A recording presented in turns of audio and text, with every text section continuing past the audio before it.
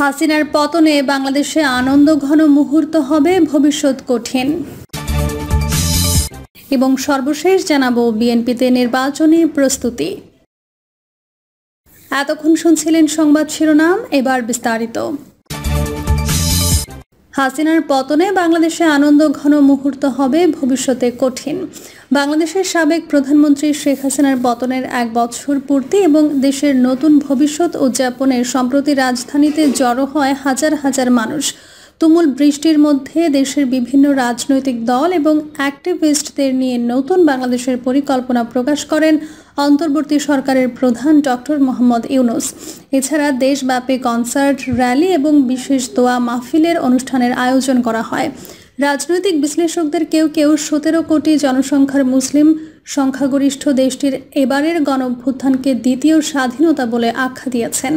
তবে এই আনন্দঘন চিত্র গত 12 মাসের সার্বিক পরিস্থিতিকে প্রতিনিধিত্ব করে না। মব ভায়োলেন্স, প্রতিশোধমূলক হামলা এবং ধর্মীয় কট্টরপন্থীদের উত্থানে উদ্বেগ প্রকাশ করেছে মানবাধিকার সংস্থাগুলো। অভ্যুত্থান পরবর্তী এসব কর্মকাণ্ড দেশের গণতন্ত্র উত্তরণের পথে বড় হুমকি বলে মনে করা হচ্ছে। এদিকে ভারতে আশ্রয় নেওয়া সাবেক প্রধানমন্ত্রী তার বিরুদ্ধে ভয়াবহ মানবতাবিরোধী অপরাধ ও দমন পীড়নের সব অভিযোগ অস্বীকার করেছেন। তাকে দেশে ফিরিয়ে এনে বিচারের মুখোমুখি করাও এখন পর্যন্ত অনিশ্চিত। নারী অধিকার কর্মী শিরিন হক বিবিসিকে বলেন, আমি মনে করি ক্ষমতার পালাবদল হয়েছে, গণঅভ্যুত্থান হয়নি।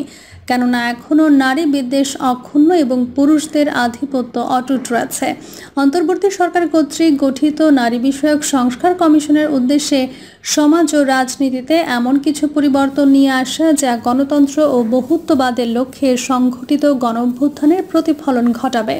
চলতি বছরের এপ্রিলে 10 সদস্যের কমিশনে একটি প্রতিবেদন জমা দেওয়া হয়, যেখানে নারী পুরুষের সমঅধিকার প্রতিষ্ঠার সুপারিশ করা হয়েছে, বিশেষ করে উত্তরাধিকার ও বিবাহ বিচ্ছেদের অধিকার নিয়ে। তারা বৈবাহিক ধর্ষণকে অপরাধ হিসেবে চিহ্নিত করার ও যৌন কর্মীদের অধিকার সুরক্ষার প্রস্তাব দেয়, যাদের পুলিশ ও অন্যদের দ্বারা হয়রানির শিকার হয়। ওই রিপোর্টের পরই হাজার হাজার ইসলাম কট্টরপন্থী এসব প্রস্তাবনার বিরুদ্ধে রাস্তায় নেমে প্রতিবাদ করে। বলা হয়, এসব প্রস্তাব ইসলাম বিরোধী এবং নারী ও পুরুষ কখনো সমান হতে পারে না। এই প্রতিবাদের নেতৃত্বে ছিল হেফাজতে ইসলাম, যাদের একজন প্রতিনিধি অন্তর্বর্তীকালীন সরকারের উপদেষ্টা পরিষদেও রয়েছেন। তারা নারী বিষয়ক কমিশন বিলুপ্ত করার এবং এর সদস্যদের শাস্তি দেওয়ার দাবি জানান। এরপর কমিশনের প্রস্তাব নিয়ে আর কোনো বিশদ গণতান্ত্রিক আলোচনা হয়নি। শিরিন হক বলেন, আমরা যখন হেফাজতে ইসলামের ব্যাপক হুমকির শিকার হই, তখন অন্তর্বর্তী সরকার আমাদের যথেষ্ট সমর্থন দেয়নি, যা দেখে আমি হতাশ হয়েছিলাম। প্রধান উপদেষ্টার কার্যালয় থেকে এ বিষয়ে মন্তব্য করতে রাজি হয়নি। অধিকার কর্মীরা বলছেন, এসব প্রতিবাদী ছিল একটি দৃষ্টান্ত যে কিভাবে কট্টরপন্থীরা সাহস দেখাচ্ছে। এরা শেখ হাসিনার শাসনামলে প্রান্তিক অবস্থানে ছিল। তারা দেশের কিছু এলাকায় মেয়েদের ফুটবল খেলা, নারী সেলিব্রিটিদের বাণিজ্যিক প্রচারে অংশ নেয়া, এমনকি নারীদের পোশাকের কারণে জনসমক্ষে হয়রানির মতো ঘটনাও ঘটিয়েছে। তবে শুধু নারীরাই নয়, কট্টরপন্থীদের বিশুদ্ধারের শিকার হয়েছেন সংখ্যালঘুরাও। গত 1 বছরে সুফি মুসলিমদের বহু দরগা ভাঙচুর করা হয়েছে। তবে শিরিন হকের মতো অনেকে ভবিষ্যতের দিকে তাকিয়ে থাকলেও বাংলাদেশ এখনও তার পূর্ব অবস্থানে রয়েছে। শেখ হাসিনার আওয়ামী লীগ নেতৃত্বাধীন সরকারের বিরুদ্ধে রয়েছে গুরুতর অভিযোগ। এর মধ্যে অন্যতম বিচার বহির্ভূত হত্যা, গুম এবং মত প্রকাশের স্বাধীনতা হরণ। বাংলাদেশের রাজনীতির পর্যবেক্ষক এবং সাংবাদিক ডেভিড বার্গম্যান বলেন, বাংলাদেশে একটি বিশাল জনগোষ্ঠী আছে যারা চেয়েছিল শুধু জবাবদিহি নয়, প্রতিশোধ এবং প্রতিরোধ। তবে তিনি বলেন, আওয়ামী লীগ আমলের অন্যায়কে চলমান রেখে বর্তমান সরকার যদি সেগুলো কেবল পুনরাবৃত্তি করে, তাতে কোনো লাভ নেই। এদিকে আওয়ামী লীগের দাবিও একই রকম। দলটির দাবি, গত 1 বছরে তাদের শত শত কর্মীকে পিটিয়ে হত্যা করা হয়েছে। তবে দলটির এই দাবি নাকচ করেছে সরকার। আওয়ামী লীগপন্থী অনেক সাংবাদিক এবং সমর্থক এখন খুনের অভিযোগে মাসের পর মাস ধরে জেলে আটক রয়েছেন।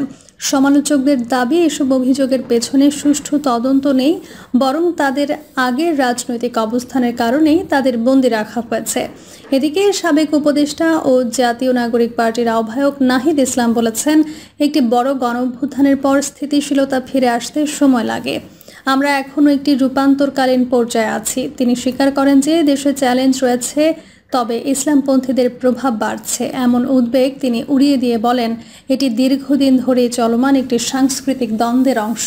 তবে অগ্রগতির কিছু চিহ্ন আছে। অনেকেই মনে করছেন অন্তর্বর্তী সরকার দেশের অর্থনীতিকে স্থিতিশীল করতে পেরেছে। ব্যাংক খাত টিকে আছে, যা নিয়ে আগে শঙ্কা তৈরি হয়েছিল। বাংলাদেশ তার ঋণ পরিশোধ করেছে, খাদ্যদ্রব্যের দাম স্থিতিশীল রেখেছে এবং রেমিটেন্স ও আন্তর্জাতিক ঋণের কারণে বৈদেশিক মুদ্রার রিজার্ভ $30 বিলিয়ন ধরে রাখতে পেরেছে। রপ্তানিও স্থির রয়েছে। তবে কিছু পরিবর্তন পরিমাপ করা কঠিন। নাহিদ ইসলামের মতে, হাসিনা সরকারের পতনের পর একটি গণতান্ত্রিক পরিবেশ প্রতিষ্ঠিত হয়েছে। এখন সবাই মুক্তভাবে মত প্রকাশ করতে পারছে। এটি একটি বড় অর্জন, বিশেষ করে এমন একটি দেশে যার রাজনৈতিক অস্থিরতা, সামরিক অভ্যুত্থান, হত্যাকাণ্ড ও তিক্ত বিরোধিতার ইতিহাস আছে। তবে এটাও প্রশ্নবিদ্ধ। ছাত্র নেতারা অন্তর্বর্তী সরকারের ওপর যে প্রভাব বিস্তার করেছে তা নিয়ে সমালোচনা আছে। ঐতিহাসিক আন্দোলনে নেতৃত্ব দেওয়ার স্বীকৃত স্বরূপ তাদের সরকারে স্থান দেয়া হয়। এখনও 2 জন ছাত্রনেতা উপদেষ্টার সভায় আছেন। সমালোচকরা বলছেন, আওয়ামী লীগের সাময়িকভাবে নিষিদ্ধ করার মতো কিছু বিতর্কিত সিদ্ধান্ত ছাত্রদের চাপে এসেছে। ডেভিড বার্গম্যান বলেন, সরকার কিছু সময় ছাত্রদের জনসমর্থন ভিত্তিক দাবি মেনে নিয়েছে, যেন আরেকটি বৃহৎ আন্দোলনের আশঙ্কা না থাকে। তবে এটি ব্যতিক্রম, নিয়ম নয়। এদিকে প্রবাসে থাকা এক আওয়ামী লীগ নেতা অভিযোগ করছেন, দলটির সমর্থকদের নির্বাচনে অংশগ্রহণ করতে দেয়া হচ্ছে না। দলের বেশিরভাগ নেতা জেল বা নির্বাসনে রয়েছেন। আওয়ামী লীগ ছাড়া নির্বাচন অন্তর্ভুক্তিমূলক হবে না বলে দাবি করেন শেখ হাসিনার মন্ত্রিসভার সাবেক মন্ত্রী মোহাম্মদ আলী আরাফাত। ট্রান্সপারেন্সি ইন্টারন্যাশনাল বাংলাদেশের সর্বশেষ প্রতিবেদনে বলা হয়েছে, দেশ জুড়ে জনরোষে হত্যা বেড়েছে, বিচার বহির্ভূত হত্যা ও হেফাজতে মৃত্যুর প্রবণতা আগের মতোই রয়ে গেছে। সংস্থাটির নির্বাহী পরিচালক ইফতেখারুজ্জামান বিবিসিকে বলেন, আমরা একটি কর্তৃত্ববাদী শাসন উৎখাত করেছি, কিন্তু যদি সেই একই কর্তৃত্ববাদী আচরণ চলতে থাকে তাহলে আমরা সত্যিকার অর্থে একটি নতুন বাংলাদেশ গড়ে তুলতে পারবো না। বাংলাদেশ এখন একটি সন্ধিক্ষণে দাঁড়িয়ে আছে এবং পরবর্তী 6 মাস হবে অত্যন্ত গুরুত্বপূর্ণ। অনেকেই বলছেন, যদি রাজনৈতিক ব্যবস্থায় সত্যিকার অর্থে পরিবর্তন না আসে তাহলে যেসব মানুষ গণঅভ্যুত্থানে প্রাণ দিয়েছেন তাদের আত্মত্যাগ বিফল। বিএনপিতে নির্বাচনী প্রস্তুতি। প্রধান উপদেষ্টার ফেব্রুয়ারিতে নির্বাচন নিয়ে বার্তা পাওয়ার পর নির্বাচনের প্রস্তুতির কাজ শুরু করছে বিএনপি। তফসিল ঘোষণার পর আনুষ্ঠানিকভাবে কাজ শুরু করবে। সেই লক্ষ্য ধরে এখন কাজ এগিয়ে রাখতে চাচ্ছে দলটি। দলীয় কর্মকাণ্ড সবই নির্বাচন কেন্দ্রিক করার নির্দেশনা দিয়েছেন বিএনপির হাইকমান্ড। একই সঙ্গে সমমনা দলগুলোকেও নির্বাচনের প্রস্তুতির বার্তা দেওয়া হচ্ছে। শুক্রবার যুগপৎ আন্দোলনের শরিক জোট ও দলের সঙ্গে বৈঠক করেন বিএনপির ভারপ্রাপ্ত চেয়ারম্যান তারেক রহমান। ওদিকে ফেব্রুয়ারিতে নির্বাচনের ঘোষণাকে বেশিরভাগ দলই স্বাগত জানিয়েছে। ফেব্রুয়ারিতে নির্বাচনের ঘোষণাকে জামায়াতের আমিরের দাবির বাস্তবায়ন মনে করলেও ভোটের আগে জুলাই সনদের আইনি ভিত্তি ও নির্বাচনের জন্য লেভেল প্লেয়িং ফিল্ড তৈরির দাবি জানিয়েছে দলটি।